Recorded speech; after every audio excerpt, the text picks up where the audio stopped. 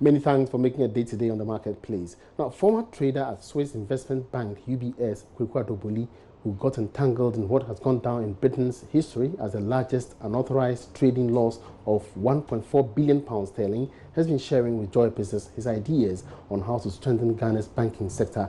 He spoke with my colleague Charles Aite after taking his turn at the 2019 TEDx Tudu event here in Accra. There's no need to look backwards. We need to look forward. And how what I care about now is how do I bring people here to be with us so that we can build things and move forward. All right. Speaking of moving forward, ever since you touched down in Ghana, have you had specific engagements with people who would want to work with you? Yeah, so some of them I can't talk about, obviously, but I've been focused on areas of how do we develop our markets, how do we create products that will unlock a lot of there's a lot of money in Ghana, right? But it's very hard to unlock it because there are no products or mechanisms to unlock them.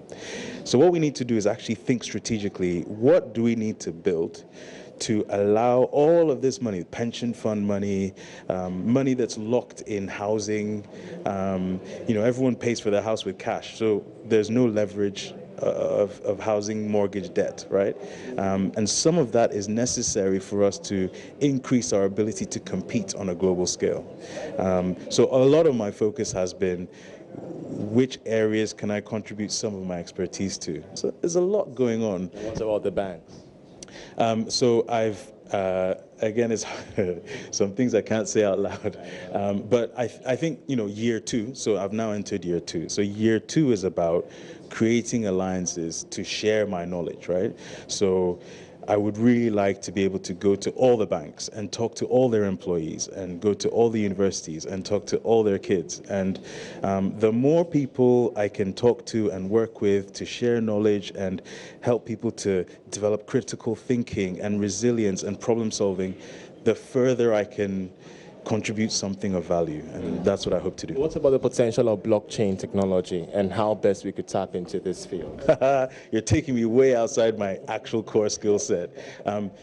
I think that, look, banking systems, payment systems in Ghana are challenged.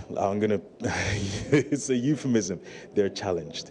And we have a lot of work to do to develop systems that are much more efficient, much lower levels of friction, much lower cost, right? Like 1% to do a Momo transfer is too much. 3 or 4%